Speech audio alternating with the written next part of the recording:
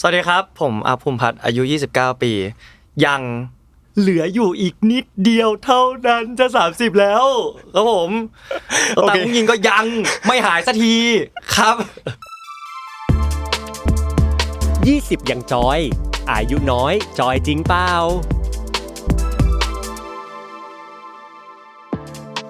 โอเคครับพี่อัพสวัสดีครับสวัสดีครับก็คือยังเหลืออีกนิดเดียวจะ30แล้วก็ยังเป็นตากุ้งยิงอยู่ใช่นี่เป็นมาอาทิตย์นึงแล้วเนี่ยยังไม่หายสักทีโอเคครับผมก็ขอให้หายเร็วๆครับครับขอบคุณครับ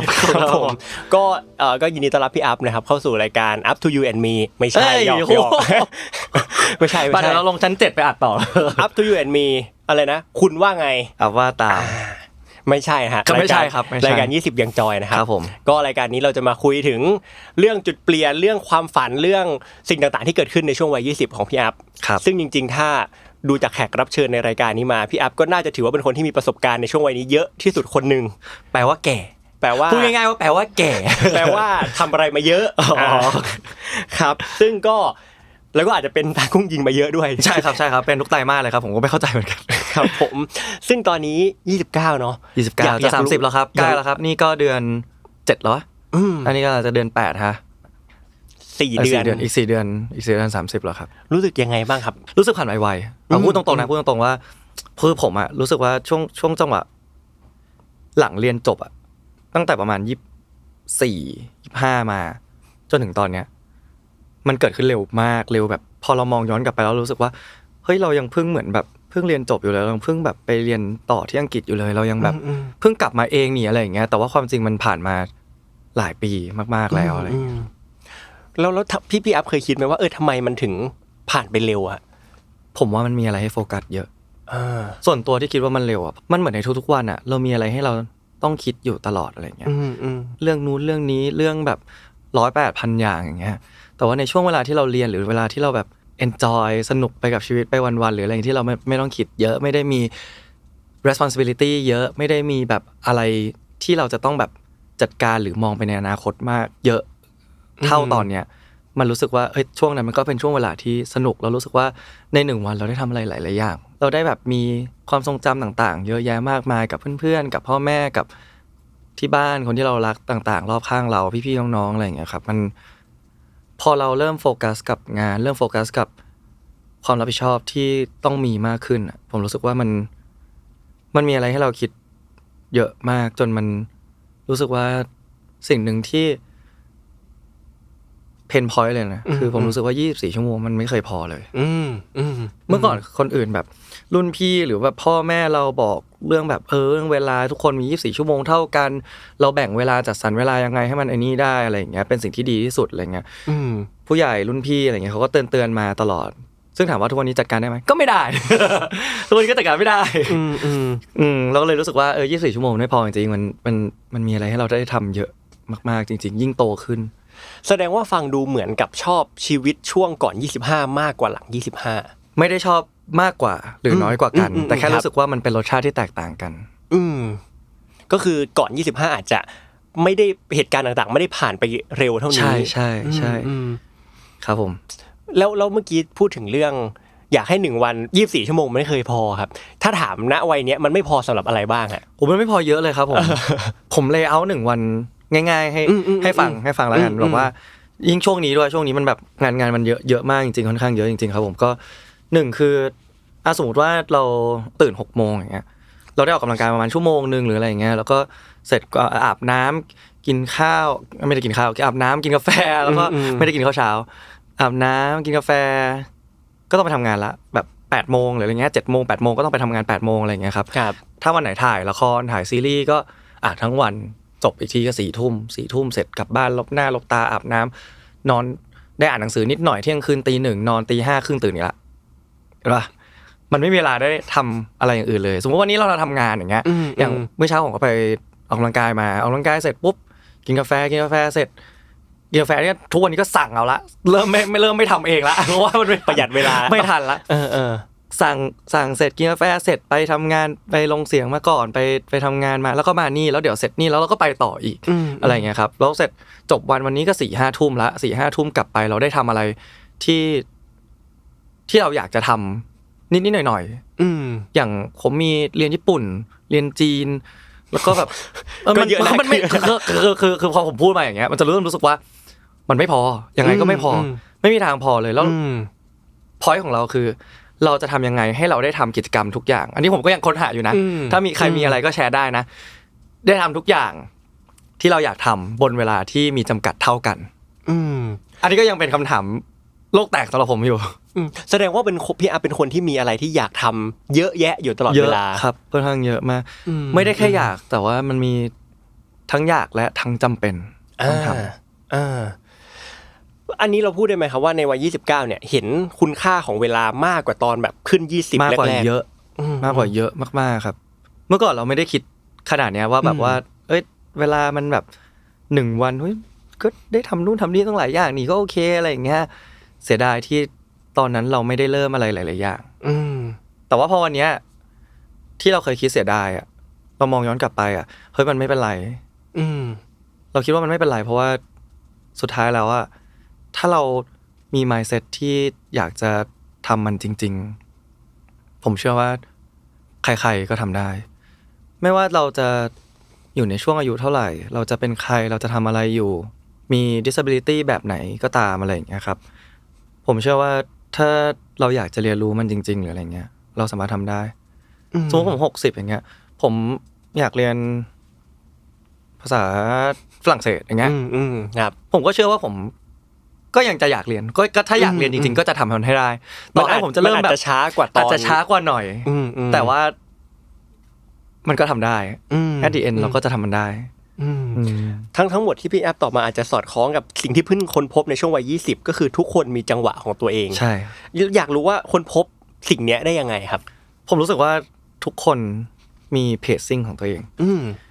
คือเราไม่ได้เริ่มเร็วกว่าใครหรือช้ากว่าใครแต่เราเริ่มในจังหวะที่เหมาะสมกับเราที่สุดหลายๆอย่างที่เราคิดว่าเฮ้ยทำไมย้อนกลับไปเมื่อ10 ปีก่อนทำไมเราไม่ซื้อบิตคอยน์ล่ะนะย้อนกลับไปเมื่อแบบปีที่ผ่านมาทำไมเราไม่ลงทุนอันนู้นล่ะเราไม่ทำอันนี้ล่ะเราไม่แบบเพื่อนก็บอกแล้วเราไม่ไปลองเริ่มแบบเรียนภาษาตั้งแต่ตอนป.5 ป.6 ละอะไรอย่างเงี้ยผมรู้สึกว่าเรามองย้อนกลับไปเราเสียดายได้แต่ว่าเฮ้ยมันไม่เป็นไรมันอาจจะไม่ใช่จังหวะที่ถูกต้องสำหรับเราตอนนั้นก็ได้เราเรียนตอนนั้นเราอาจจะลืมไปแล้วก็ได้ตอนนี้หรือแม้กระทั่งว่าเราลงทุนตอนนั้นเราอาจจะเสียตังค์ไปทั้งหมดเลยกับตอนนั้นก็ได้อาจจะมาไม่ถึงตอนนี้ด้วยซ้ำอะไรอย่างเงี้ยพอเราคิดว่าเราทุกคนมีเพจซิ่งของตัวเองเนาะเราได้เรียนรู้ถึงการเคารพคนอื่นด้วยเพราะว่าคนอื่นคนที่ไม่ใช่ตัวเราเองเราไม่มีทางเข้าใจคนอื่นได้เหมือนที่เราเข้าใจตัวเองครับเราไม่มีทางเข้าใจคนอื่นได้ 100% ว่าเฮ้ยยูวอร์มเป็นคนอย่างนี้นะวอร์มเป็นคน1 2 3 4แบบนี้ A B C D อย่างนี้อะไรอย่างเงี้ยไม่มีทางสำหรับผมเชื่อว่ามันไม่มีทางที่คน1คนจะเข้าใจคนอีกคนนึงได้ 100% คือบางทีเราอาจจะยังไม่เข้าใจเราเอง 100% ด้วยซ้ำใช่เพราะฉะนั้น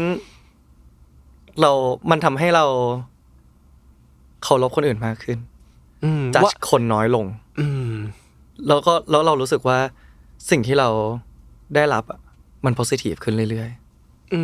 ๆคือมันเหมือนกับว่าอย่างเราเองก็มีเพซซิ่งของเราเพราะฉะนั้นคนอื่นเขาก็มีเพซซิ่งของเขาใช่พอคิดได้แบบนี้มันอาจจะทำให้เราแบบไม่ไปบอกว่าเฮ้ยทำไมไม่ขยันเลยวะหรือว่าอะไรอย่างนี้เนาะเพราะว่าเขาก็มีวิธีใช้ชีวิตแบบของเขาใช่ยกตัวอย่างแบบอย่างเพื่อนผมคนนึงเนี่ยจบมาไม่ทำงานเลยไม่ทำงานเลยวันนั่งเล่นเกมเล่นฟิตเนสนอนดูการ์ตูนอะไรอย่างเงี้ยไม่ทำงานเลยเป็นบางคนก็แบบด้วยความเป็นห่วงมันก็แบบว่ามึงทำงานหางานหน่อยเถอะอะไรแบบทำหน่อยเถอะอะไรแกมันบอกเดี๋ยวกูก็หาอะไรเงี้ย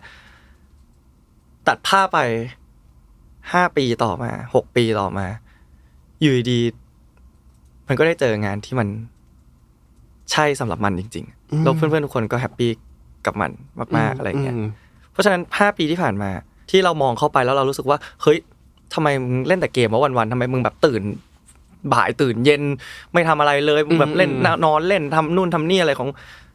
เขาอาจจะไม่เล่นแต่เกมก็ได้เขาก็อาจจะแบบศึกษาอะไรเรื่องราวอะไรของเขาจนเขามาเจอในสิ่งที่เขาอยากจะทำจริงๆอะไรอย่างเงี้ยครับเพราะสุดท้ายเราก็ไม่ได้เห็นทั้งวันของเขาจริงๆด้วยเนาะทุกคนมีเพจซิ่งของตัวเองเพราะฉะนั้นย้อนกลับมาที่คำเดิมเลยว่าเราจะเคารพคนอื่นมากขึ้นทุกคนที่เราเจอเรารู้สึกว่าเราก็เคารพคุณที่เป็นคุณ เราจัดคนน้อยลงเวลาเรามองคนครั้งแรกเรา pre bias เรา pre bias จากอะไรจากเรื่องราวที่เกิดขึ้นของเขาจากคนเพื่อนคนนู้นเล่าให้ฟังว่าคนนี้เป็นคนยังไงคนนั้นมาบอกว่าเฮ้ยวอมไอพี่อัพมันเป็นคนอย่างงี้อะไรเงี้ยเรามี pre bias อยู่แล้วแต่ต่อให้พยายามจะไม่มีอ่ะมันก็จะมีนิดนึงอยู่ดีแต่ว่าสิ่งนี้มันทำให้ผม pre bias ลดลงแล้วพอทุกอย่างมันมีการเคารพกันมากขึ้นมันจัดกันน้อยลงมันทำให้การนั่งคุยหรือการที่เราได้อยู่ณโมเมนต์นั้นๆกับเขากับคนคนหนึ่งอ่ะมันโพสิทีฟขึ้นแล้วมันมีคุณค่ามากขึ้นแล้วมันได้เรียนรู้อะไรจากการแลกเปลี่ยนสนทนากันมากขึ้นแต่ไอ้คำว่าทุกคนมีจังหวะของตัวเองครับพี่อัพคือคิดว่าจริงๆวัยประมาณ20อ่ะน่าจะได้ยินคำนี้บ่อยแบบบางทีสมมติเรากำลังพยายามทำอะไรสักอย่างนึงพยายามมากๆแล้วก็พอมันยังไม่สำเร็จก็จะมีคนบอกเราว่าเฮ้ยทุกคนมีจังหวะเวลาของตัวเองอะไรเงี้ยฮะจนในหลายๆจุดอ่ะเราก็เริ่มมองคำนี้เป็นคำที่รู้สึกว่ามันเป็นแค่คำปลอบใจหรือเปล่าไอ้คำว่าทุกคนมีจังหวะของตัวเองฮะพี่อัพมองเรื่องนี้อย่างผมรู้สึกว่ามันมีหลายคำมากๆที่เราจะฟังแล้วเรารู้สึกว่ามันคลีเช่คือเมื่อก่อนผมก็เคยมีความอคติกับสิ่งเหล่านี้มากๆว่าแบบมึงก็พูดได้ไงก็มึงสำเร็จแล้วไงเก็ตป่ะก็พูดได้ไงแล้วไงอ่ะแต่ว่าพอเรามานั่งทำความเข้าใจมันใหม่คำที่เรารู้สึกว่ามันคลีเช่มากๆอ่ะมันก็คือเรื่องจริงอยู่ดีย้อนกลับมามันก็จะกลายเป็นเรื่องจริงอยู่ดีผมเชื่อว่าทุกคนโตขึ้นผ่านประสบการณ์ผ่านชั่วโมงบินคือบางคนมีtalent บางคนมีพรสวรรค์ที่ช่วย kick start เริ่มได้เร็วกว่าคนอื่นแต่ at the end สุดท้ายแล้วอ่ะชั่วโมงบินก็มีความสำคัญเช่นกัน experience หรือว่าประสบการณ์อ่ะก็มีความสำคัญเช่นกันคือตัวผมเองอ่ะผมไม่ได้เป็นคนที่มีtalent หรือไม่ได้มีพรสวรรค์อะไร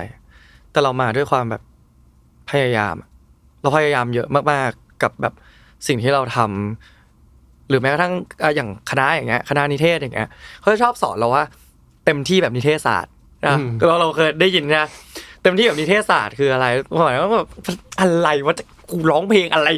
ดังๆตลอดเวลาแต่ว่าสิ่งนี้มันติดตัวมาเรื่อยๆพอเราเต็มที่กับมันจริงๆอ่ะสิ่งหนึ่งที่เป็นบทเรียนให้ผมเยอะมากๆคือพอเรามองย้อนกลับไปวันนั้นที่เราเต็มที่แล้วอ่ะแต่เราทำได้แค่นั้นอ่ะเฮ้ยเราไม่ได้เสียใจกับมันขนาดนั้นแล้วณเดย์นั้นเราอาจจะเสียใจแต่พอเราก้าวข้ามผ่านมันมาผ่านเวลามาเรามองย้อนกลับไปแล้วเรารู้สึกว่าเฮ้ยสิ่งนั้นมันแบบมันก็บทเรียนจริงๆอ่ะมันทำให้เราไม่พลาดแบบเดิมอีกแต่ว่าถามว่าเราเต็มที่กับมันแล้วอ่ะก็ไม่เห็นต้องมาเสียใจแล้วนี่คือในณวินาทีนั้นมันอาจจะห้ามความเสียใจยากแหละแต่พอบางทีมันอาจจะต้องอาศัยเวลาใช่เวลาก็เป็นตัวช่วยเป็นแฟกเตอร์ที่ถูกต้องเพราะเวลามันเดินไปข้างหน้าเสมอเวลาไม่มีทางเดินย้อนกลับยกเว้นยูจะมีไทม์แมชชีนในอนาคตซึ่งผมก็ยังคงหวังเล็กๆกับวงการวิทยาศาสตร์อยู่ว่าสิ่งนี้จะเกิดขึ้นนะฮะก็พอมันเดินไปข้างหน้าเราถ้าเรามองย้อนกลับมาแล้วเรายังรู้สึกว่าเรา regret กับมันอยู่เรื่อยๆเราแบบเสียใจกับมันอยู่เรื่อยๆอะไรเงี้ยมันเหมือนเรากำลังดึงตัวเองอยู่ให้เดินไปในทางที่เราอยากไปได้ช้าลงอีกข้อนึงที่อยากชวนพี่อัพคุยคือในช่วงวัย20ของพี่อัพเหมือนกับตัวผมเองคือผมอ่ะไม่เคยมีใครตอบแบบนี้มาก่อนผมคิดไม่ออกเลยเว้ยผมไม่เคยคิดออกเลยคือผมก็ดูหนังค่อนข้างเยอะดูการ์ตูนก็เยอะอ่านหนังสือก็เยอะแต่ว่า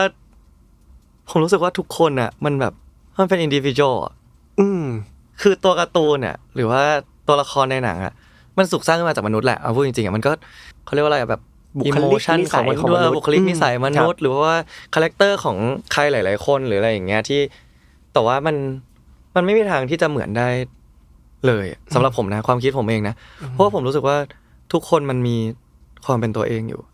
ทุกคนปัจเจกสำหรับผมอ่ะมันคือแบบทุกคนไม่มีทางที่จะเป็นเหมือนใครได้เลยบนโลกใบนี้7,000-8,000 ล้านคนบนโลกใบนี้ไม่มีทางที่ใครสักคนนึงจะเหมือนกันได้เลยคือต่อให้เราพยายามจะเป็นเหมือนเขาหรือต่อให้เขาพยายามมาเป็นเหมือนเราไม่มีทางใช่เราไม่มีทางเหมือนแล้วก็ต่อให้เราทำงานสายอาชีพเดียวกันเหมือนกันทุกอย่างเกิดมาในครอบครัวฐานะเหมือนกันทุกอย่างเลยนะแต่สุดท้ายแล้ว perspective หรือว่าการมองโลกของเรามันก็ไม่มีทางเหมือนกันอยู่ดีเราก็เลยรู้สึกว่าผมให้ความสำคัญกับสิ่งนี้มากๆเพราะว่าตอนนี้อย่างวันนี้เราได้มานั่งคุยกันอย่างเงี้ยผมได้คุยกับวอร์มอย่างเงี้ย มันก็จะมีความเป็นวอร์มนะครับผมซึ่งไม่รู้ดีไหมแต่ไม่เป็นไรมันไม่มีดีหรือไม่ดีอ่ะผมรู้สึกว่ามันนูโตรหมดอ่ะต่อให้คุณจะเป็นใครคุณจะทำอะไรทุกคนเป็นคนหนึ่งคนอ่ะแล้วผมให้ความสำคัญกับการที่คนนั้นคือคนนั้นอ่ะคุณไม่ต้องเป็นอยากเป็นเหมือนใครเป็นได้มีโรโมเดลมีได้แต่ว่าสุดท้ายแล้วคุณก็คือคุณคือมนุษย์หนึ่งคนที่มีเขาเรียกว่าอะไรอัตลักษณ์identity ของตัวเองใช่แล้วพอมันเป็นอย่างนั้นอ่ะมันจบที่คนคนนั้นโดยที่คนคนนั้นไม่จำเป็นต้องถูกนำไปเทียบกับใครแล้วพี่อัพคิดว่าพี่อัพในวัย29ตอนนี้ครับเป็นคนยังไงครับเป็นคนที่เต็มที่นะหมายถึงว่าเต็มที่ให้100อ่ะให้100ไม่ว่าทำอะไรแบบเราจะทำให้100ตลอดอะไรอย่างเงี้ยครับแล้วไอ้การเป็นพี่อัพแบบนี้ครับมันต่างจากพี่อัพในวันที่เริ่มอายุ20ไหมฮะวันที่อายุ20วันแรกเลยนะดีใจมากเข้าผับได้แล้วแล้วก็เต็มที่แต่วันนั้นเลยจริงๆอ่ะวันนั้นน่ะคือแบบอุ๊ยดีใจมากเลยแบบว่าบอกเพื่อนทุกคนเลยมึงกู20แล้วนะแบบไปเที่ยวกันเราก็อยากเรียนรู้อ่ะเราก็อยากรู้ว่าเด็กวัยรุ่นอ่ะใช่ป่ะมันก็แบบว่ากำลังแบบโหเรียกว่าต่ออ่ะแปลว่าเป็นวัยแบบเรียกผจญโลกเต็มที่ครับถ้าอยากให้ advice ด้วยอะไรเงี้ยผม advice ใครไม่ได้หรอกผมยังเอาตัวเองไม่รอดเลย ผมก็ยังเป็นตัวผมเองทุกวันนี้ผมก็ยังต้องพัฒนาตัวเองอยู่ในตลอดในทุกๆวันแต่ว่าถ้าคุณมีโอกาสได้ทำอะไรหรือได้เจออะไรอ่ะคว้าไว้ก่อนลองดูก่อนไม่เป็นไรเลยเพราะว่าสุดท้ายแล้วคุณจะได้เจอในสิ่งที่คุณเริ่มชอบมันมากขึ้นในทุกๆวันวันนี้เราอาจจะเจอ A เจอ B เจอ C เจอ D อีก2ปีผ่านมาก็เจอเหมือนเดิม A B C D แต่ว่าเพิ่มมา E F G อย่างเงี้ยเราได้เห็นอะไรมากขึ้นได้ลองอะไรมากขึ้นแล้วสิ่งที่เราได้ลองมัน build up skill ของเรา build up รากฐานของเราให้เรากลายเป็นคนที่เข้าใจสิ่งต่างๆรอบตัวมากขึ้นแล้วในช่วงวัย20กับ29ตอนเนี้ยครับมันมีนิสัยหรือมีตัวตนอะไรของพี่อัพที่มันเปลี่ยนไปมั้ยใจเย็นขึ้นเยอะมากๆแล้วก็มองหลายๆอย่างให้กลางขึ้นเยอะมากๆเริ่มเทคไซด์น้อยลงไอ้การใจเย็นขึ้นนะครับมันเรียกว่าคุณสมบัตินี้มันมาได้ยังไงครับพี่อัพฝึกไหมครับหรือว่าอยู่ๆมันก็เฮ้ยมันรู้ตัวอีกทีคือเราใจเย็นลงแล้วอะไรเงี้ยคือผมเป็นคนอ่านหนังสือมาตั้งแต่เด็กอะไรเงี้ยครับแบบเป็นลูกคนเดียวเวลาอยากเล่นอะไรเงี้ยเราก็ไม่มีเพื่อนเล่นด้วยเพราะว่าที่บ้านก็ลูกคนเดียวเลยทั้งตระกูลไม่มีแบบไม่มีลูกพี่ลูกน้องอะไรอย่างเงี้ยครับอาจจะมีก็เป็นญาติเลยอะไรอย่างเงี้ยเขาไม่ค่อยได้เจออะไรเงี้ยเวลาจะเล่นก็แบบว่าบอกพ่ออย่างเงี้ยแบบปีเล่นกับอัพหน่อยอะไรอย่างเงี้ยแบบพี่ก็ไม่เอาอัพเดี๋ยวพ่อดูบอลก่อนแป๊บไปลองอ่านหนังสือดูเนี่ยพ่อซื้อ3ก๊กมาอ่านหนังสือโอเคแล้วยากซะด้วยมาซื้อการ์ตูนสมัยก่อนการ์ตูน3ก๊กอะไรอย่างเงี้ยครับแล้วก็สักพักมันก็เริ่มค่อยๆแบบกลายเป็นหนังสือแบบที่จริงจังขึ้นเริ่มแบบการ์ตูนน้อยลงเริ่มกลายเป็นหนังสือที่วิชาการมากขึ้นอะไรอย่างเงี้ยแบบทำให้มันแบบเหมือนเราก็คลุกคลีกับหนังสือมาเยอะอะไรอย่างเงี้ยครับแต่ว่าเราอ่านจบเข้าใจแต่เราไม่เคยได้แบบแอพพลายกับมันเลยจนกระทั่งแบบช่วงอายุวัยแบบ20กว่าอะไรอย่างเงี้ยพอเราผ่านไฮสคูลมาเข้ามหาลัยอะไรอย่างเงี้ยผมว่าสิ่งหนึ่งที่ผมพลาดไปนะมันคือ critical thinking อาจจะพลาดไปในช่วงจังหวะชีวิตหนึ่งของเราแต่ว่าพอเราอยู่ในช่วงมหาลัยอย่างเงี้ยเราได้อ่านหนังสือช่วงปี3อะไรเงี้ยที่แบบเก็บเริ่มครบแล้วอะไรเงี้ยแล้วเวลาว่างมันก็เยอะขึ้นอะไรเงี้ยครับก็เลยมานั่งอ่านหนังสือก็แบบได้ผ่านหนังสือพวกแบบหนังสือแบบ philosophy บางอย่างหนังสือแบบพวกแบบ mindset บางอย่างหนังสือแบบแล้วก็ได้หนังสือเรื่องของการทำสงครามเรื่องของแบบ summarize ให้ว่าแบบมันคือแบบการที่อีเวนต์1อีเวนต์เกิดขึ้นมันเกิดขึ้นจากอะไรต่างๆนานามากมายซึ่งหนังสือเล่มนี้เป็นตัวจุดประกายที่ทำให้ผมไปเรียนต่อด้วยเราพอเราเริ่มคิดกับมันมากขึ้นหนังสือที่เราอ่านตอนเด็กๆมันก็เริ่มมีความหมายกับเรามากขึ้นหรือแม้กระทั่งคำบางอย่างที่มันผ่านตาเรามาอยู่ดีมันก็เริ่มมีความหมายกับเรามากขึ้นเรื่อยๆพอเราได้คิดกับมันจริงๆอ่ะมันเลยทำให้เราแบบได้ตกผลึกอะไรหลายๆอย่าง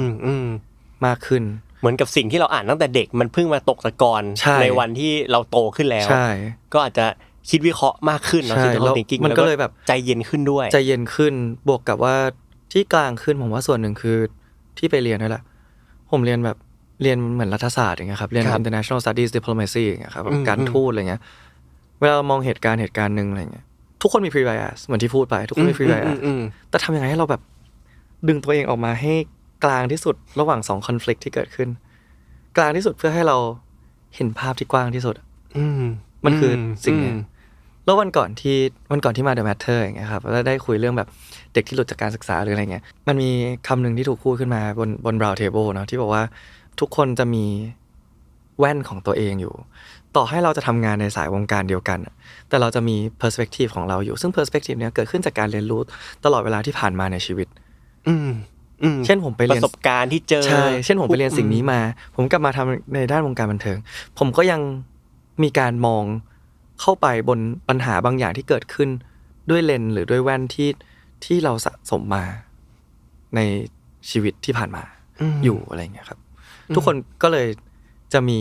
อัตลักษณ์เป็นของตัวเองไม่ว่าจะทำงานในสายวงการหรือสายอาชีพเดียวกันก็ตามอะไรอย่างเงี้ยทุกคนมีเลนส์ของตัวเองมีอัตลักษณ์ของตัวเองเนาะคือคุยมาถึงตรงนี้พี่อัพก็คือพี่อัพดูเป็นคนที่ชอบเรียนมากๆก็คือเรียนตอนจบนิเทศอินเตอร์ไปต่อที่เหมือนเป็นรัฐศาสตร์เนาะการระหว่างประเทศที่ลอนดอนใช่ไหมครับแล้วก็ยังกลับมาเรียนป.เอกอีกครับแล้วก็ที่เมื่อกี้ที่บอกคือทุกวันนี้ยังเรียนภาษาเกาหลีญี่ปุ่นภาษาญี่ปุ่นภาษา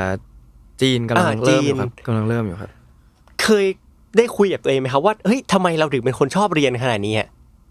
ส่วนตัวสิ่งหนึ่งที่เรียนรู้ในช่วงอายุ20เลยนะที่ผ่านมาตลอด9ปีกว่าๆเกือบ10ปีอ่ะคือโลกเราหมุนเร็วมากถ้ามองย้อนกลับไปถ้าเทียบสแตทเนาะการพัฒนาของเทคโนโลยีอย่างเงี้ยปี1950ถึง1970อย่างเงี้ยการพัฒนามันแบบเป็นขั้นที่แบบค่อยๆขึ้นจนมายุค2000ที่มันสตีปขึ้นทันทีอ่ะผมรู้สึกว่าผมกลัวสิ่งหนึ่งคือผมกลัวตรงที่ว่าทุกวันเนี้ยผมสอนอาม่าใช้ iPad ผมสอนอาม่าใช้โทรศัพท์อย่างเงี้ยผมกลัวผมตามไม่ทันเลยนี่เป็นสิ่งหนึ่งที่ผมกลัวว่าอีก10ปี20ปี30ปี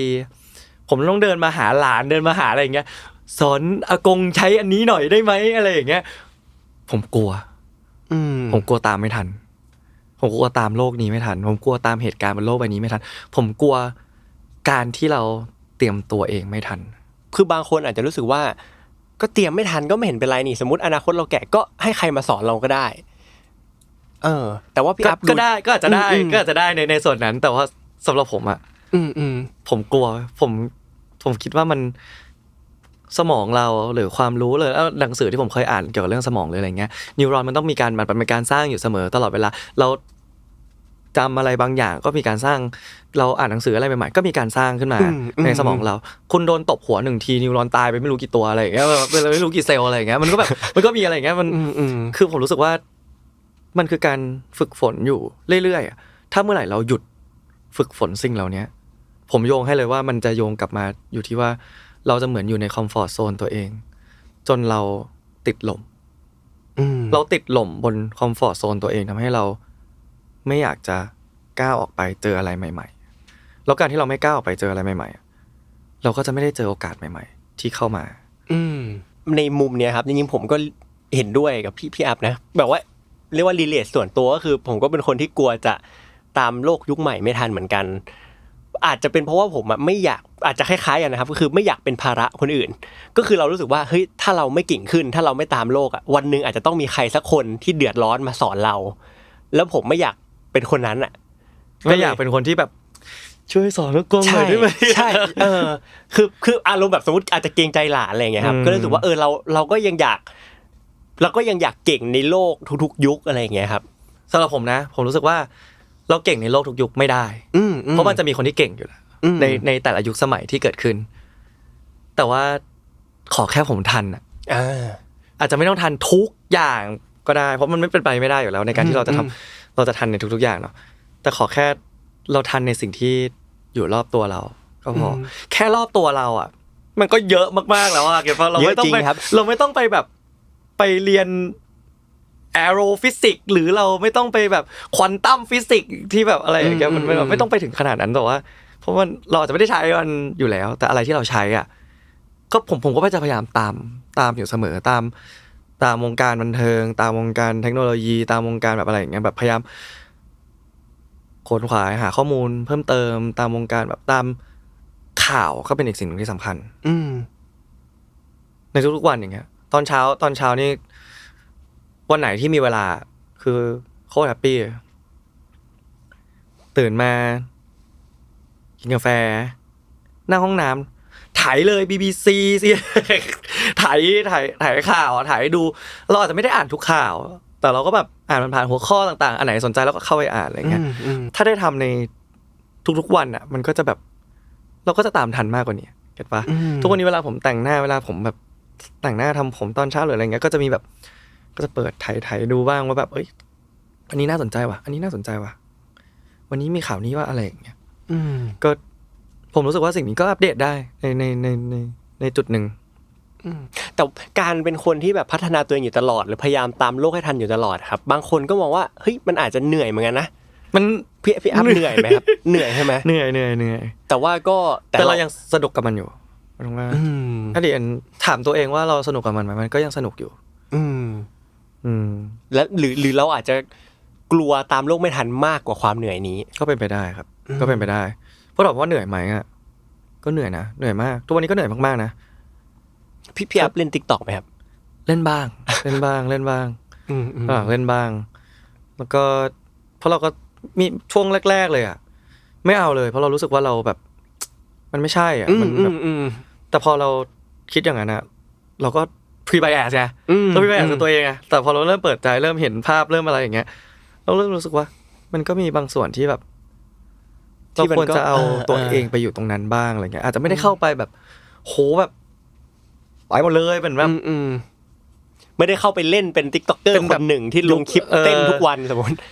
เพราะผมก็ไม่ได้เต้นอะไรขนาดนั้นไม่ได้เต้นอ่ะไม่ได้คนเต้นอ่ะก็แบบว่าพอได้ลองมันก็เปิดใจขึ้นความไบแอสมันก็ลดลงเหมือนกับเรื่องต่างๆที่ได้พูดมาเนาะก็ดีที่ได้ลองที่ได้มีโอกาสได้ลองโอเคครับเดี๋ยวข้ามมาชวนคุยเรื่องการทำงานบ้างเนาะในชีวิตในวงการบันเทิงเข้าใจว่าพี่อัพน่าจะเริ่มต้นมาจากจริงๆก็น่าจะเป็นหนังสั้นของคณะ The Gifted เนาะซึ่งเกี่ยวกับการมีพลังพิเศษอะไรอย่างงี้เนาะอันนี้อยากชวนคุยเล่นๆครับว่าถ้าพี่อัพคิดว่าตัวเองมีความสามารถพิเศษสักอย่างหนึ่งที่มีอยู่แล้วอะความสามารถนั้นคืออะไรที่มีอยู่แล้วผมหยุดเวลาได้ครับยังไงรอเลยอันนั้นในเรื่องเลยนะความสามารถพิเศษพลังพิเศษถ้าพูดว่าพลังพิเศษคืออะไรคือของตัวเองที่มีอยู่แล้วถ้าเป็นความพยายามพูดจริงๆว่าถ้าพูดย้อนกลับไปเลยก่อน Gifted อีกสิ่งแรกที่ผมทำคืออยู่ฝ่ายแสงของละครนิเทศจัดไฟดูไฟอะไรอย่างเงี้ยเปิดผิดมาแล้วติ๊กกับแอนเปิดผิดอยู่คอนโทรเปิดผิดทั้งซีนก็ทำมาแล้วแล้วก็เวลาไปไหนมาไหนอะไรอย่างเงี้ยรุ่นพี่ก็ชวนแบบอัพมาช่วยหน่อยมาช่วยอันนี้หน่อยมาลองมาเป็นเอ็กซ์ตร้าให้หน่อยมาแบบทำอันนี้ให้หน่อยอย่างเมื่อก่อนพี่ยงเนี่ยเฮดเลิฟอย่างเงี้ยไปตั้งแต่6 โมงเย็นยันแบบ7 โมง8 โมงเช้าอะไรอย่างเงี้ยมันก็มีแบบเพื่อนๆก็ไปด้วยกันอะไรเงี้ยสมัยนั้นก็ยังมีความสุขมันก็สนุกได้ไปอยู่กับเพื่อนได้แบบไปลองทำในสิ่งที่เราไม่เคยทำหรืออะไรเงี้ยทำสิ่งเหล่านี้มาเยอะมากเหมือนกันนะหมายถึงว่าถ้ากลับไปดูแบบโฆษณาเมื่อยุคสมัยนั้นก็อาจจะเห็นผมแบบบ้างอะไรอย่างเงี้ยเรานอกจากช่วยยังมีช่วยกองด้วยนะแบบไปช่วยในกองไปแบบอะไรอย่างงี้ด้วยความจริงก็ทำมาเยอะแล้วเรารู้สึกว่าเราไม่ค่อยเกี่ยงว่ามันจะเหนื่อยหรือมันจะไม่เหนื่อยคือมันจะเหนื่อยก็ได้ไม่เหนื่อยก็ได้แต่ว่าตราบใดที่เรายังแฮปปี้แล้วเรายังรู้สึกว่าสิ่งนี้มันแบบมันท้าทายมันสนุกกับเราอยู่เราก็ทำมันได้อะเราก็ทำมันได้เรื่อยๆอะไรแล้วสมมุติถ้ามันไม่แฮปปี้ครับแต่ว่ามันยังมีเงื่อนไขบางอย่างที่ยังบังคับว่าเราต้องพยายามอยู่ถ้ามันบังคับว่าต้องพยายามก็ต้องพยายามสำหรับผมนะถ้ามันถูกบังคับอยู่แล้วว่าต้องพยายามทำสิ่งนี้ก็ต้องพยายามต่อให้ไม่แฮปปี้สำหรับเราเองแต่เราสามารถทำวันนั้นที่เราไปทำงานเนี่ยต่อให้มันงานมันเป็นช่วงระยะเวลาทำวันนั้นให้พาร์ทอื่นมันแฮปปี้แล้วมันถมกันให้มันนูโตรขึ้นมาสำหรับผมนะ ก็คือเหมือนต้องหาความสุขส่วนอื่นมาจุนเจือให้มันใช่มันไม่มีทางที่ทุกงานมันจะแฮปปี้ 100% ไม่มีทางที่เราจะทำอะไรแล้วเรารู้สึกว่าเราแฮปปี้ 100% แต่ว่ามันก็จะมีบางอย่างที่เราพิกอัพได้จากชีวิตประจำวันที่เรารู้สึกว่าเราแฮปปี้ใช่วันนี้แบบตื่นเช้าปุ๊บคือได้ไปฟิตเนสว่ะได้ไปแบบออกกำลังกายหน่อยว่ะแล้วก็ได้แบบไปกินกาแฟไปนั่งในร้านประมาณสัก15 นาที20 นาทีแล้วก็นึกถึงคำหนึ่งขึ้นมาที่เพิ่งเจอผ่านๆอะไรเงี้ยแบบ slow morning is the new luxury แล้วผมแบบนี่เองตกตะกะแล้วก็แบบอยู่ดีก็ตกผลึกขึ้นมาแล้วก็แบบว่ะแม่งแบบแบบ slow morning อ่ะเพราะไม่งั้นมันจะกลายเป็นแบบเราจะเจอเช้าที่รีบๆอยู่ตลอดเวลามันจะแบบตื่นยังไงวะแปรงฟันเสร็จปุ๊บแบบยังไงต่อแบบเดี๋ยวอีก15 นาทีรถถึงแล้วอะไรอย่างเงี้ยแบบอยู่ดีๆก็ตกผลึกด้วยว่า slow morning is the new luxury แล้วผมก็แบบฟินมากเลยแม้มันจะความจริงมันเมื่อกี้ที่บอก15 นาทีเอง15 นาทีนั่งกินกาแฟแก้วเดียวแล้วก็มันเป็น15 นาทีที่เราได้ใช้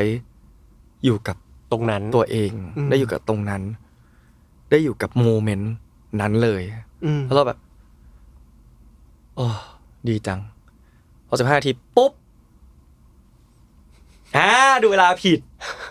รถถึงแล้วรีบกลับมาอาบน้ำแล้วก็เลย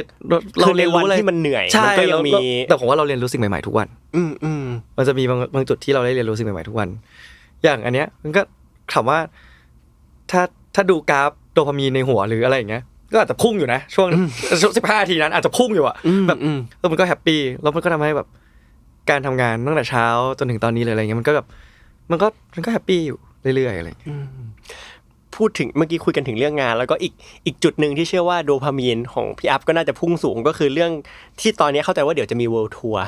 ในครั้งแรกน่าจะเป็นครั้งแรกๆของชีวิตในวัย29เนาะจะมี World Tour กับเรื่องMy Stand In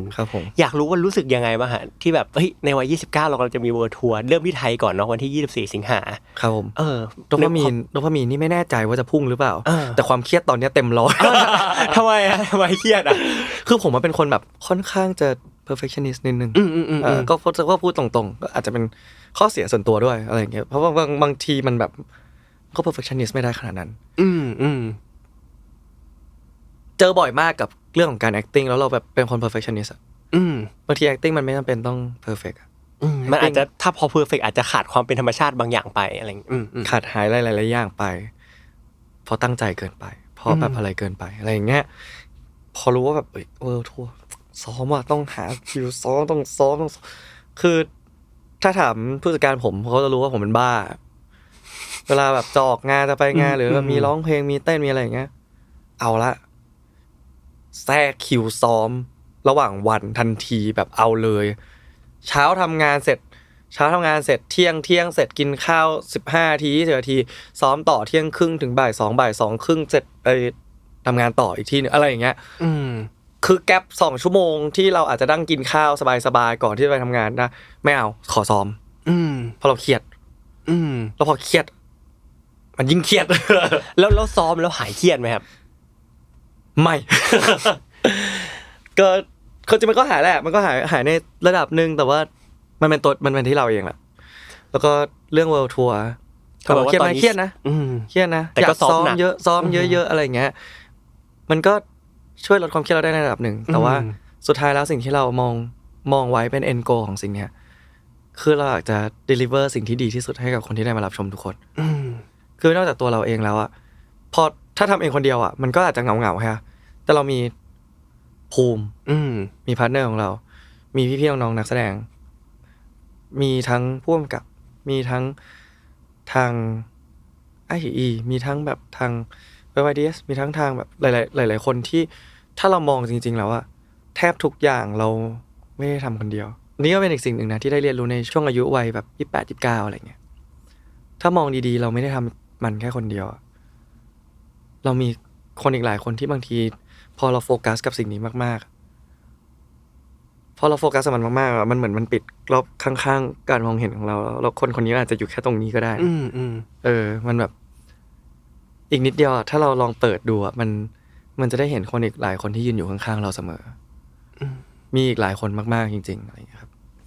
ซึ่งทุกคนก็เต็มที่กับสิ่งนี้แล้วก็เต็มที่มาด้วยกันพี่อัพเองก็ซ้อมเยอะมากๆคือฟังดูเหมือนพี่อัพเป็นคนที่เชื่อในพลังของการซ้อมเนาะครั้งนึงเหมือนพี่อัพเคยสัมภาษณ์ว่าเป็นคนไม่มั่นใจเลยก็เลยซ้อมเยอะมากๆแสดงว่าคิดว่าถ้าซ้อมบ่อยๆมันจะออกมาดีขึ้นมันเคยซ้อมเยอะเกินจนมันออกมาไม่ดีก็มี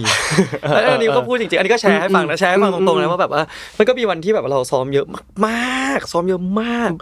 จนไม่น่าจะพลาดแล้วพอไปถึงของจริงปุ๊บเสียงหายพอซ้อมเยอะเกินก็มีหรือซ้อมเยอะมากๆจนเราแบบเราไม่ซิงกับคนอื่นก็มีเหตุการณ์เหล่านี้เกิดขึ้นคือมันต้องหาตรงกลางซึ่งยากที่สุดสำหรับผมว่าสิ่งนั้นคือยากที่สุดเราก็อยากเดลิเวอร์ในสิ่งที่ดีที่สุดให้กับคนที่ได้รับชมเราอยากเดลิเวอร์ในสิ่งที่มันดีที่สุดรวมไปถึงกับปีก่อนที่เราเคยจัดซีรีส์หรืออะไรเงี้ยทำซีรีส์ที่บริษัทเองอะไรเงี้ยโอ้โหเครียดมากแบบผมมอนิเตอร์ฟีดแบ็ก Twitter ทั้งหมดดูไปเรื่อยๆทั้งมีทั้งก็คือรีเฟรชเลยมีทั้ง positive และ negative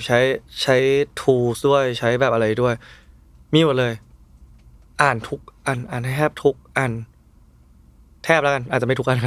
ทุกอันอาจจะยากไปนิดนึงแต่แทบทุกอันจริงๆแบบโอ้โหเครียดตอนนั้นเครียดมากเครียดแบบจนแบบผมพูดตรงๆเลยนะนอนไม่หลับผมมีปัญหานอนไม่หลับเกิดขึ้นตั้งแต่ปี2 ปีที่แล้วคือไอ้เครียดในที่เนี่ยครับคือพี่อัพเครียดอะไรหมายถึงว่าเครียดว่ามันจะออกมาไม่ดีใช่เครียดว่ามันจะออกมาไม่ดีด้วยเครียดถึงฟีดแบ็กด้วยเครียดถึงอะไรหลายๆอย่างด้วยนอนไม่หลับเหงื่อออกตอนกลางคืนมีปัญหานี้จริงๆนะแบบว่านอนแล้วเหงื่อแตกนอนแล้วเหงื่อแตกแอร์เย็นมากนะเพราะคือผมเป็นคนชอบแอร์เย็นๆอะไรอย่างเงี้ยเหงื่อแตกเครียดนอนไม่ได้อะไรเงี้ยมันก็จะแบบมาไปอะไรอย่างเงี้ยครับแบบพวกอาการเหล่านี้แต่ว่าก็ยังไม่ได้ไปหาหมอนะยังไม่ได้ไปหาหมอนะแต่ว่าเรารู้สึกว่าเราแฮนด์ลมันได้ก็จะมีช่วงที่ดีขึ้นก็ไม่ได้รู้สึกว่ามันส่งผลกระทบกับการใช้ชีวิตของตัวเองขนาดนั้นพูดถึงตัวเองนะเพราะว่าถ้าคนอื่นพูดกับผมแบบนี้ผมคงแนะนำให้แบบว่าไปลองปรึกษาแพทย์หรือปรึกษาอะไรดูอันนี้พูดจริงๆแต่ว่าพอเป็นตัวเองเรามีความเชื่อของตัวเองด้วยแหละอะไรอย่างเงี้ยมันก็แบบอยากให้มันออกมาดีทุกอย่างออกมาดีสิ่งที่เราสร้างสรรค์ออกมาผลงานต่างๆที่เราทำออกมาอยากให้มันดีที่สุดเท่าที่เราทำได้จริงๆอะไรเงี้ยปัญหามีขึ้นทุกวันเกิดขึ้นทุกวันแก้ไขปัญหาทุกวันมีวันนึงผมกลับบ้านไปกินกาแฟกับพ่อตอนประมาณ3 ทุ่มจะเป็นเวลาที่เราได้ใช้กับพ่อเพราะพ่อกินกาแฟดึกมากซึ่งไม่เข้าใจเหมือนกันว่านอนได้ยังไงพ่อก็นอนตี 3อยู่ใช่ไหม ก็ใช้ได้อยู่ก็ดิบกาแฟนั่งคุยกันถึงวันนึงแบบเป็นโคตรแฮปปี้เป็นช่วงเวลาที่แฮปปี้มากๆอะไรเงี้ยเพราะเด็กๆผมไม่ค่อยได้คุยกับพ่อ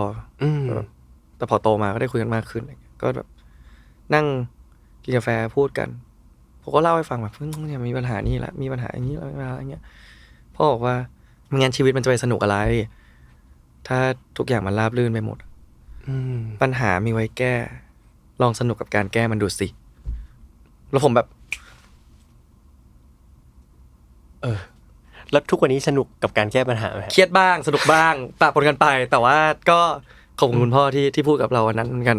ว่าคือมันที่คุณพ่อพูดเหมือนหนังเรื่องนึงเหมือนกันเนาะหมายถึงว่าถ้าหนังมันไม่มีมันสนุกทั้งหมายถึงว่ามันแฮปปี้ทั้งหมดมันก็ไม่สนุกเลยใช่มันจะต้องมีแบบขึ้นมีลงบ้างคอนฟลิกต์ทั้งหมดก็ไม่สนุกเหมือนกันแต่ว่าก็เลยรู้สึกว่ามันก็แก้ไขในทุกๆวันเราเจอปัญหาทุกวันอยู่แล้วทุกวันมีปัญหาใหม่ๆเสมออะไรอย่างเงี้ยครับแต่ว่าก็สนุกกับมันให้มากที่สุดคือพี่อัพเคยให้สัมภาษณ์ประมาณว่าไม่ชอบตัวเองเวลาคิดเยอะเหมือนพี่อัพพูดประมาณว่าเพราะเวลาคิดเยอะเราถูกพูลดาวน์จากความคิดของตัวเราเองแต่สุดท้ายก็ทำอะไรไม่ได้นะก็ทำได้แค่เรียนรู้ที่จะอยู่กับมันแม้จะคิดมากเหมือนเดิมแต่ทำยังไงให้คิดมากด้วยทัศนคติที่ดีขึ้นอยากรู้ว่าวันนี้ครับก็อยากคิดมากอยู่ แล้วคิดมากด้วยทัศนคติที่ดีขึ้นยังไงอ่ะก็หลายๆอย่างก็พยายามให้รู้สึกโพสิทีฟกับมันมากขึ้นเช่นสมมุติว่าวันนี้รองเท้าขาดแทนที่จะเซ็งกับมันหรือแบบโมโหหรือหงุดหงิดกับมันแล้วก็คิดในแง่ดีว่า น้องอาจจะอยู่กับเรามาจนถึงชั่วชีวิตของเขาแล้วก็ได้อาจจะมองในเวว่าหุ้ยมีโอกาสได้ไปซื้อรองเท้าใหม่แล้วนะหรือหุ้ยนี่ก็ใช้มานานมากแล้วนะตกวันนึงแค่กี่บาทเองหารออกมาอะไรอย่างเงี้ยมันมีวิธีหาแง่มุมอีกเยอะมากๆบนเรื่องราวหนึ่งเหตุการณ์อะไรอย่างเงี้ยครับแต่ก็ไม่ใช่ว่าเราจะทนใส่คู่นั้นไปตลอดคือเราก็ซื้อคู่ใหม่นั่นแหละคือเราอาจจะเอาไปเย็บก็ได้อะไรอย่างเงี้ยแล้วผมรู้สึกว่าคือของหรืออะไรอย่างเงี้ยที่ผมใช้อะไรอย่างเงี้ยมันบางทีแบบมันพังมันเสียหรืออะไรอย่างเงี้ยถ้ามันผูกพันกับเราผมก็ซ่อมนะต่อให้เป็นรอยเป็นลายเป็นแบบอะไรเกิดขึ้นมาผมรู้สึกว่าสิ่งเหล่านี้มันแบบมันคือเรื่องราวของมันสิ่งหนึ่งที่ผมใช้มาหลายปีมากๆแล้วคือกล้องคือผมซื้อกล้องไลกามาตอนนั้นแพงมากเก็บตังค์นานมากกว่าจะได้มา1อันเนาะแล้วก็อยากได้ที่มันแบบคลาสสิกหน่อยแล้วก็ไม่ได้ซื้อรุ่นที่เป็นแบบดิจิตอลจ๋าอะไรเงี้ยจะซื้อรุ่นแบบอันนี้ผมก็ใช้มันมาเรื่อยๆลอกก็คือใช้งานมันจริงๆอะลอกก็ลอกทุกอย่างมันลอกมาเป็นทองเหลืองแต่พอเรามองตัวกล้องอันเนี้ยเรารู้สึกว่าอ๋อจำได้เลยว่าเมมโมรีของมันกับเราที่อยู่ที่นี่สถานที่แห่งนี้เป็นยังไงผมทำซอฟต์รีลีสหายที่โบสถ์ในมิลานแล้วผมเคยพูดว่าถ้าผมหาเจอผมจะซอฟต์รีลีสมันคืออันแค่เนี้ยมันคืออันแค่เนี้ยแล้วโบสถ์มิลานคือเป็นหินแบบโอ้ถ้าหาเจอผมจะเดินไปทำบุญอะไรก็ได้100 ยูโรเจออะไรอย่างเงี้ยมันก็แบบมันเป็นเรื่องราวแบบทุกอย่างมันมีเรื่องราวสำหรับผมอ่ะแล้วผมให้ความสำคัญกับความทรงจำเรื่องราวอะไรเงี้ยพอด้วยเป็นนักแสดงเราอะความทรงจำหลายๆอันมันมีคุณค่าแล้วมันได้ใช้ในการทำงานด้วยซ้ำความรู้สึกของความทรงจำต่างๆเมื่อกี้คุยกันเรื่องการมองโลกในแง่ดีขึ้นเนาะหามุมที่ดีแล้วมันมีแง่มุมที่ดีจากการนอนไม่หลับไหมครับอย่างแรกเลยคือผมได้ตื่นเช้าขึ้นครับแต่ว่านอนไม่หลับเนี่ยสำหรับผมอ่ะมันก็จะเป็นหายอะไรอย่างเงี้ยครับผมซึ่งผมคิดว่าผมควรจะไปต้องไปปรึกษาแพทย์ได้แล้วเพราะว่าบางทีมันแบบมันก็มีวันที่หนักจริงๆที่แบบนอนไม่ได้เลยจริงๆก็มีอะไรอย่างเงี้ยครับผมก็ไม่ต้องห่วงนะครับเดี๋ยวเร็วๆนี้ก็อาจจะคงต้องไปแล้วแต่ยังหาวันไปไม่ได้เพราะตอนนี้คิวเต็มไปจนถึงโอเคครับผมขนาดตากุ้งยิงก็ไม่ได้ไปหาหมอเลยก็เดี๋ยวพอมีจังหวะจะไปหวังว่าจะมีจังหวะต้องมีแหละก็ข้อจริงนอนไม่หลับแล้วบางทีเราก็หงุดหงิดตัวเองนะแบบทุกคนก็ต้องเคยนอนไม่หลับแหละมันแบบเหนื่อยมากเลยแล้วก็แบบว่าโอ้ยจะตายไหมวะอะไรอย่างเงี้ยจะตายวันนี้พรุ่งนี้อะไรอย่างเงี้ยผมก็ลุกขึ้นมาเลยอ่านหนังสือนั่งอ่านหนังสือนั่งอ่านหนังสือเหมือนซื้อว่ามันมีเวลาเพิ่มอะไรอย่างเงี้ยแต่ว่าได้นอนน้อยก็มันก็ไม่ดีต่อสุขภาพแหละพูดจริงๆเพราะสิ่งหนึ่งที่เราควรจะดูแลและวัย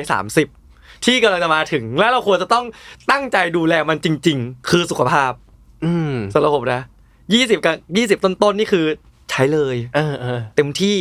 ใช้เลยใช้แบบให้มันเต็มที่ไปเลยอะไรอย่างเงี้ยแต่พอ30แล้วอะผมว่ามันถึงเวลาละถึงเวลาก่อนที่มันจะช้าไปละ20กลางๆก็เริ่มคิดได้ละอะไรอย่างเงี้ยแต่เมื่อกี้ที่พี่อัพแบบว่าเอาหนังสือขึ้นมาอ่านเพราะว่าไหนๆมันก็นอนไม่หลับแล้วแบบ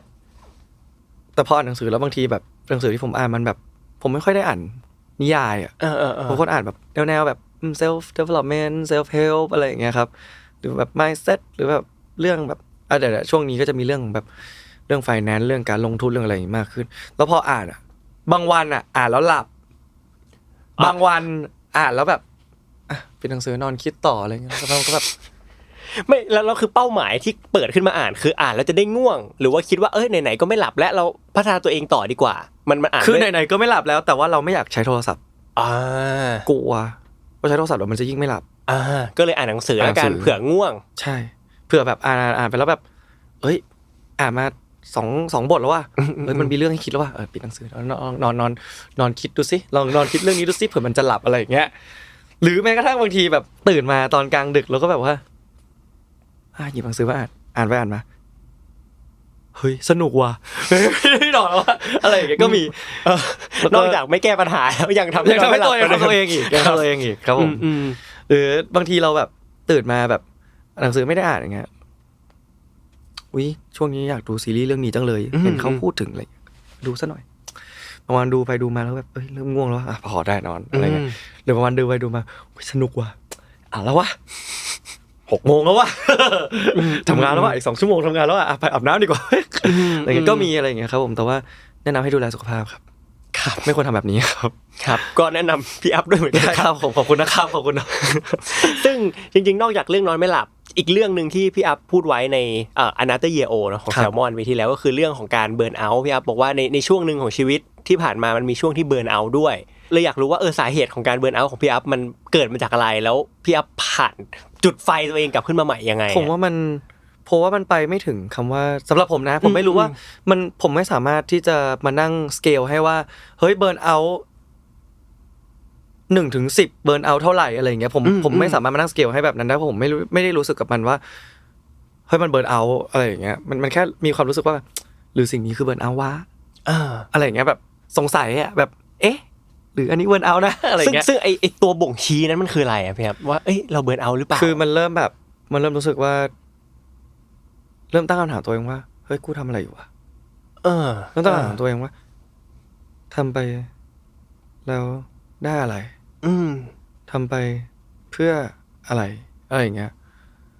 แต่ผมอยู่ได้ไม่นานพูดจริงๆเพราะว่าผมเริ่มพอเริ่มหาคำตอบให้ตัวเองได้มันก็จบแล้วมันสำหรับตัวเองนะมันก็มีแรงที่จะลุกขึ้นมาทำต่อแล้วซึ่งไม่นานแบบแป๊บเดียวจริงๆมันมีช่วงที่เราแบบใช้ร่างกายเยอะมากๆจนแบบมันเริ่มคือฟิสิคอลพอฟิสิคอลมันดาวน์มันอาจจะทำให้เมนทัลมันดาวน์ตามได้ด้วยอะไรอย่างเงี้ยซึ่งก็เข้าใจได้อาจจะเป็นช่วงนอนไม่หลับอาจจะเป็นช่วงที่แบบพักผ่อนน้อยมากๆอะไรอย่างเงี้ยมันก็มีสิทธิ์ที่จะทริกเกอร์อะไรบางอย่างที่มันแบบเป็นเรื่องของ mental health ขึ้นมาได้พอจุดหนึ่งที่เราสามารถบาลานซ์มันได้ทั้ง2 อย่างมันก็จะค่อยๆกลับมาแบบมีเหตุผลมีโกใหม่มีมุมมองใหม่ๆมีทัศนคติอะไรใหม่ๆจากการที่เราได้ลงไปในสิ่งนั้นคือแปลว่าเหมือนไฟมันกลับมามีซึ่งใช้เวลาไม่นานอย่างที่พี่อัพบอกคือมันแต่ว่าไฟมันกลับมาเพราะว่าพี่อัพหาคำตอบให้กับคำถามที่สงสัยตอนนั้นได้เนาะว่าก็อาจจะโชคดีด้วยว่าเราหาคำตอบให้กับคำถามที่เราตั้งคำถามใส่ตัวเองได้ว่าเราทำไปเพื่ออะไรเราทำอะไรอยู่หรือแม้กระทั่งมันเคยมีวันนึงที่ผมเคยคิดว่าแบบเรามีชีวิตมาถึงจุดนี้แล้วต่อไปเราจะแบบวันนี้พรุ่งนี้เรามีชีวิตไปเพื่อที่จะทำอะไรนะอะไรอย่างเงี้ยอยู่ดีๆมันก็แบบมันจะเหนื่อยมากๆจริงๆอะไรอย่างเงี้ยแต่ว่ามันก็หาคำตอบให้ตัวเองได้ในที่สุดแล้วคำตอบมันแข็งแรงพอที่เราจะไม่ตั้งคำถามสิ่งนี้กับตัวเราเองอีกคือแต่ละคนมีคำตอบของตัวเองนะผมไม่ได้อยากชี้นำว่าการตั้งคำถามแบบนี้มันคือเบิร์นเอาท์การตั้งคำถามแบบนี้มันคือ anxiety มันคือแบบ mental health issues หรืออะไรอย่างนี้นะผมไม่มีความรู้ด้านนี้ก็เลยไม่อยากชี้นำรวมไปถึงคำตอบที่เรามีให้ตัวเองด้วยผมก็ขอไม่พูดเพราะว่าเราไม่ทุกคนมีคำตอบที่แตกต่างกันมีเงื่อนไขชีวิตต่างกันหมดใช่อยากรู้ว่าตอนนี้พี่อัพในวัย29ครับมีเรื่องที่ยังร้องไห้กับเรื่องอะไรบ้างไหมครับเรื่องที่ทำให้ร้องไห้ในวัย29บทละครโอเคอันนั้นไม่จำเป็นอันนั้นไม่นับสิอันนั้นไม่นับสิที่ทริกเกอร์ง่ายที่สุดเลยที่ทำให้ร้องไห้ครอบครัวบางวันก่อนนอนก็ร้องไห้เพราะแค่คิดว่าเวลาที่เราได้ใช้กับครอบครัวมันลดลงเรื่อยๆทุกคนไม่เหมือนกันเนาะแตกต่างบริบทกันผมก็เป็นลูกคนเดียวส่วนพ่อแม่เลี้ยงมาด้วยพ่อแม่ก็เลี้ยงดูเรามาด้วยความแบบก็เขาก็เต็มที่ในส่วนของเขาแล้วรวมไปถึงแบบคนที่ใกล้ที่สุดคืออาม่าด้วยก็จะมีอยู่ประมาณนี้ที่เราให้ความสำคัญกับเขาค่อนข้างมากเลยแล้วกันเพราะว่าผมรู้สึกว่าผมเป็นคนที่ให้ครอบครัวแบบก่อนเสมอทุกอย่างคือครอบครัวทุกอย่างคืออะไรก็ตามที่เกี่ยวกับครอบครัวเราให้ความสำคัญกับสิ่งนี้เสมอแล้วก็มาก่อนtop shelf priority เลยทันทีคืออยู่เป็นแบบ priority lane ที่แบบไม่ต้องทุกเรื่องสามารถถูกดันลงไปได้เลยเพียงแค่มีเรื่องครอบครัวแทรกเข้ามาแล้วผมยอมทำทุกอย่างให้ครอบครัวด้วยอย่างอาม่าผมพูดตรงๆก็อายุ91จะ92แล้วอะไรอย่างเงี้ยครับผมก็ อาม่าก็เลี้ยงดูเรามาตลอดแล้วมีเมมโมรี่กับอาม่ามาตลอดอะไรอย่างเงี้ยแล้วถึงวันหนึ่งที่เขาก็รู้แล้วเขาแก่แล้วเขาแก่มากๆแล้วเวลาที่เราจะได้ใช้กับเขามันน้อยลงเรื่อยๆสิ่งหนึ่งที่เรียนรู้ในวัย28 ปี27ขึ้น28คือเวลาที่เราจะได้ใช้กับครอบครัวไม่ว่ามีเงินเท่าไหร่ก็ตามเราไม่สามารถซื้อเวลานั้นกลับมาได้วันรับปริญญาของผมจองทุกอย่างบ้านพักที่อังกฤษจองตั๋วเครื่องบิน BC ทุกอย่างให้ครอบครัวทั้งหมดทำวีซ่าเร่งด่วนพิเศษของอังกฤษที่48 ชั่วโมงได้เพราะตอนนั้นน่ะคืองานมันแคนเซิลพอดีแล้วมีโอกาสได้ไปรับทันทีอะไรเงี้ยจองทุกอย่างหมดแล้วอาม่าไม่ได้ไปเพราะสุขภาพแล้วก็ไม่มีโอกาสได้เดินทางไกลอีกแล้วด้วยเพราะสุขภาพเพราะฉะนั้นสิ่งเนี้ยมันทันทีเลยอะทำให้เราตกผลึกทันทีว่าไม่ว่าอยู่จะมีเงินเท่าไหร่อยู่จะพร้อมอยู่จะแบบมาพร้อมเมื่อไหร่ก็ตามอะไรเงี้ยสิ่งเดียวที่ซื้อไม่ได้คือเวลาที่มันผ่านไปแล้วคือก่อนหน้านี้ถ้าเราพาเขาไปเที่ยวสักนิดนึงก่อนหรืออะไรเงี้ยก็น่าจะดีเนาะอะไรเงี้ยสำหรับเรารู้สึกว่ามันแบบโคตรสำคัญเลยโคตรแฮปปี้เลยโคตรภูมิใจในตัวเองเลยว่าเฮ้ยวันนี้เราได้แบบพาที่บ้านไปเที่ยวแล้วอะเขาไม่เคยไปเลยด้วยซ้ำแต่เขาแบบตอนที่เราไปเรียนเขาก็ยังซัพพอร์ตเราในการไปเรียนอยู่อะไรอย่างเงี้ยถึงวันนี้ที่เราแบบอยากจะพาเขาไปเราสามารถเราทำงานหาเลี้ยงชีพได้แล้วเราทำงานแบบแบบเราสามารถซัพพอร์ตเขาได้แล้วอะไรเงี้ยแต่เขาไปไม่ได้แล้วมันจบแล้วอะมันก็เลยค่อนข้างฮิตหนักมากอยู่ตอนนั้นเหมือนกันนะว่ามันฮิตหนักมากผมไปหาคุณหมอเองเลยนะว่ามันจะเดินทางไม่ได้เลยหรอแค่ตอนนั้นคุณอาม่าผ่าตัดเป็นแบบจมูกด้านในเป็นแบบเหมือนแนวแบบเนื้องอกในแบบจมูกเลยอะไรเงี้ยครับก็คุณหมอก็พูดตอบกลับมาดีมากๆอะไรเงี้ยครับก็เข้าใจแล้วก็ตกผลึกได้ว่าเนาะจริงด้วยว่ะตอนก่อนหน้านี้ที่เรายังไปเที่ยวกับเพื่อนได้อยู่เลยทำไมเราไปเที่ยวเพื่อนต้องหลายทีทำไมเราไม่ไปกับเขาสักทีหนึ่งก็คือไม่ไปกับเพื่อนสักครั้งแล้วมาไปกับเขาอะไรอย่างเงี้ยเนาะเพราะว่าความจริงเคยได้ยินพี่อัพพูดว่าสิ่งเรื่องนึงที่เสียดายที่สุดในวัยนี้ก็คือไม่ได้พาอาม่าไปเที่ยวเพราะว่าทุกวันนี้เขาขึ้นเครื่องบินไม่ได้แล้วพอเงื่อนไขมันเป็นแบบนี้แล้วครับสิ่งที่พี่อัพพยายามทำหลังจากนั้นคืออะไรตอนนี้ก็มีแพลนทำหลายๆอย่างอยู่มีเรื่องบ้านด้วยเรื่องอะไรด้วยที่แบบเป็นความฝันของอาม่าแต่เราอยากรับผิดชอบความฝันนี้ของเขาเพราะเขาไม่ได้อาจจะไม่ได้มีแรงหรือไม่ได้มีรีซอสที่เหมือนกับเราในวันนี้ในยุคนี้อะไรอย่างเงี้ยครับก็ค่อยๆทำไปครับความจริงมันไม่มีหลายอย่างเนาะง่ายที่สุดเลยแล้วผมรู้สึกว่าถ้าผมโตไปก็น่าจะคิดคล้ายๆกันคือแค่กินข้าวด้วยกันมันก็แฮปปี้แล้ววันที่เราพาเขาไปกินข้าวบางมื้อที่เป็นแบบว่าพิเศษหน่อยหรืออะไรเงี้ยเขาก็ชอบพูดกับเราว่าแบบดีใจเนาะที่มีอัพเพราะว่าอาม่าคงไม่รู้ว่าจะได้กินสิ่งนี้หรือเปล่าในชีวิตอาม่าเลยอะไรเงี้ยก็มีแบบโมเมนต์เหล่านี้อยู่พูดเราก็จะร้องไห้เหมือนกันนั้นคือมันอาจจะเป็นแค่มื้อธรรมดาของเราเนาะแต่สำหรับเขามันในตอนนี้91ใช่ไหมครับมันก็พิเศษมากสำหรับเขาจริงๆแล้วก็อย่างที่เขาพูดจริงถ้าไม่มีพี่อัพเขาก็อาจจะไม่ได้มากินร้านนี้เลยทั้งชีวิตเขาอะไรแบบมันเป็นเรื่องแบบเล็กๆน้อยๆเกิดขึ้นประจำหรือแม้กระทั่งสั่ง delivery กลับไปที่บ้านอย่างเงี้ยร้านที่เราแบบกินประจำอะไรอย่างเงี้ยสั่งกลับมาแม่ลองกินดูอาหารอินเดียนี่อร่อยอะไรอย่างเงี้ยเขาก็ชอบเขาแบบอร่อยเนาะอะไรอย่างเงี้ยแบบไว้กินอีอะไรอย่างเงี้ยมันเป็นโมเมนต์เล็กๆที่มันสร้างขึ้นมารวมกันแล้วมันสร้างขึ้นมากลายเป็นอะไรที่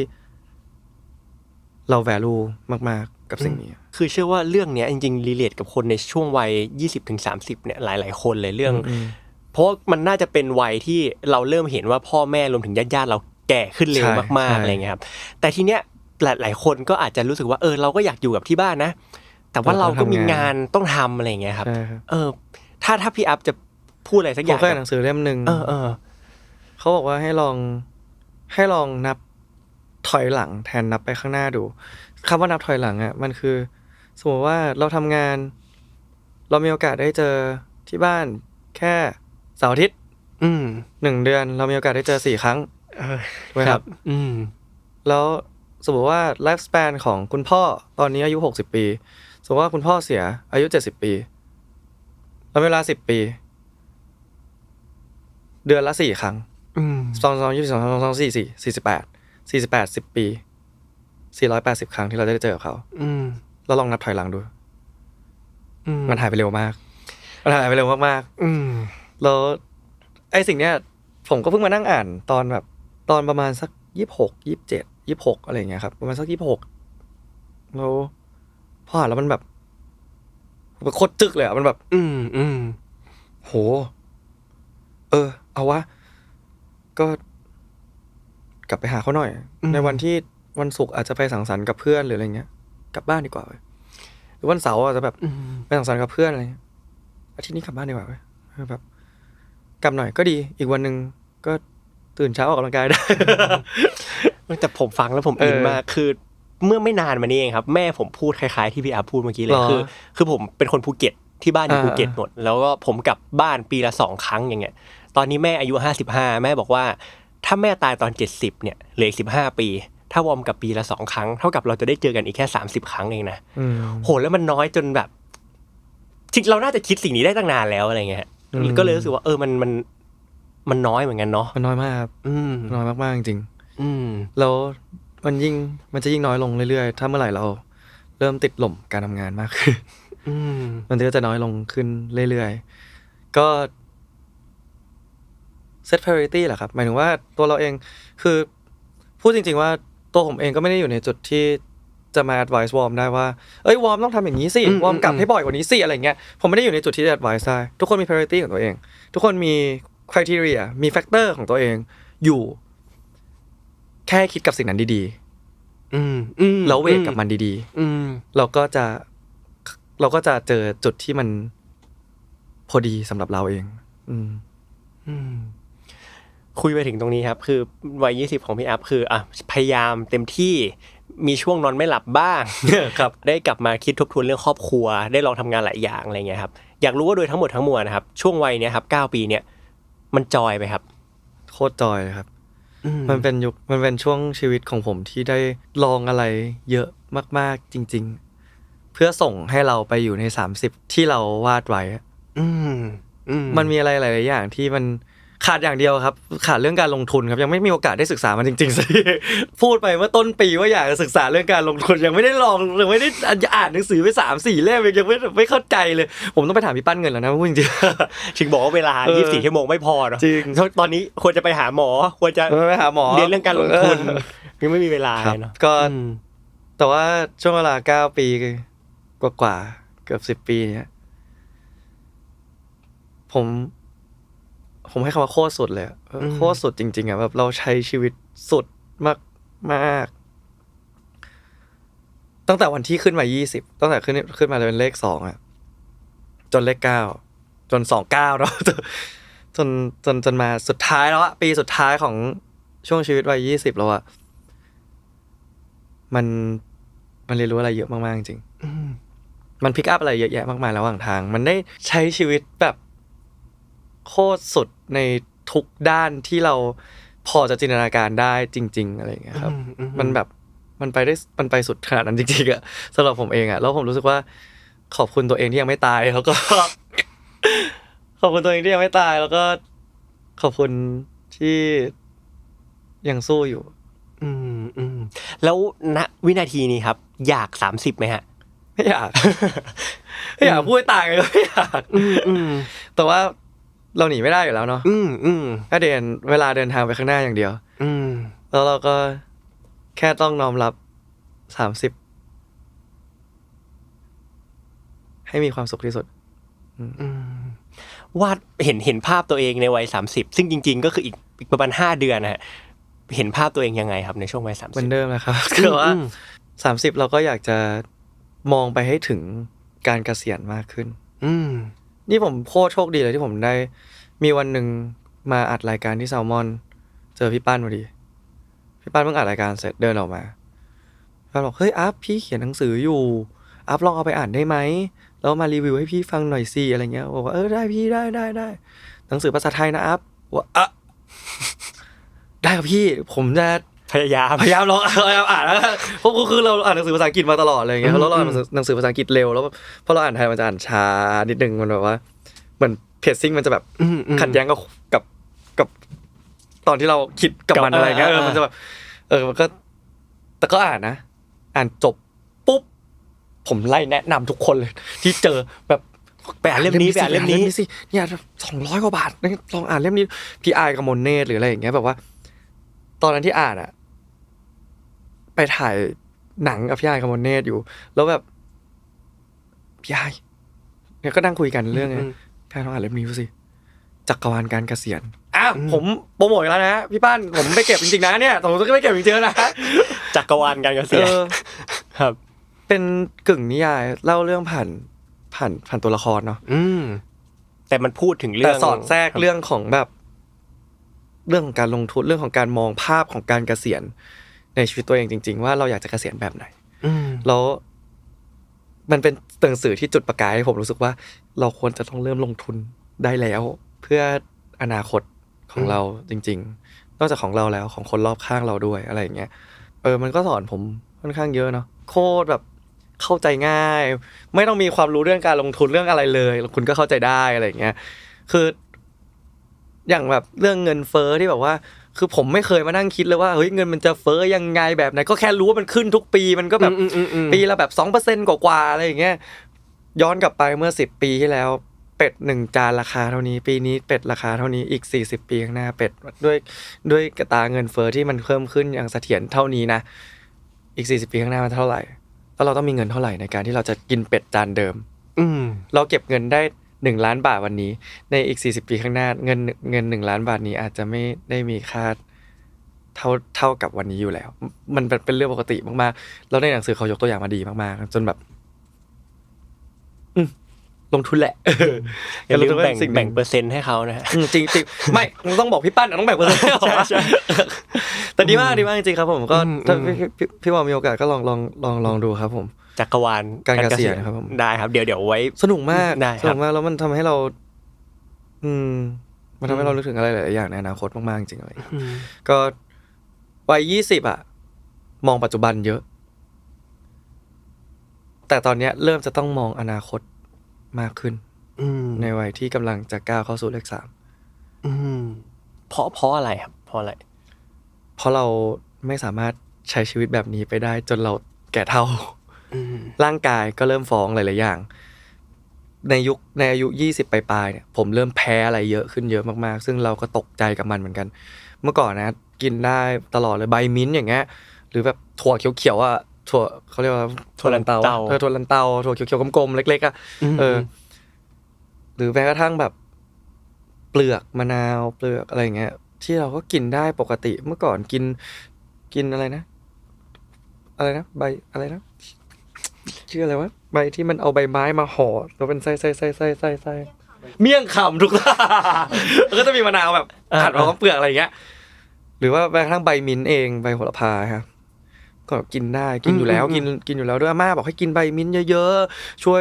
แก้หวัดมีวันนึงไปกินแหนมเนืองกินใบมิ้นท์เยอะมากผื่นขึ้นหายใจไม่ออกคือเกือบตายอ่ะนะก็อยู่ดีก็แพ้อะไรเยอะมากสุขภาพก็เป็นอีกสิ่งหนึ่งที่เริ่มฟ้องในวัยใกล้30เพราะฉะนั้นมันก็เลยเป็นช่วงวัยที่ต้องคิดถึงอนาคตให้มากขึ้นอนาคตเรารู้ว่าพระพุทธเจ้าได้บอกไว้ถูกต้องแล้วว่าร่างกายของเราไม่จีรัง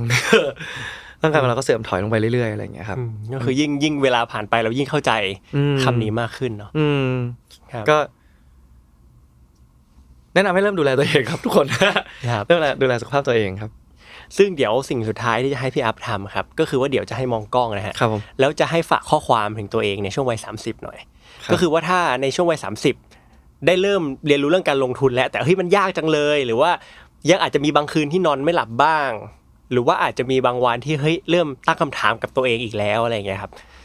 นั่นแหละครับในวันเหล่านั้นเนี่ยพี่อัพจะอยากให้กำลังใจตัวเองในวัย30ว่ายังไงสู้หน่อยวัยอัพสู้หน่อยนะ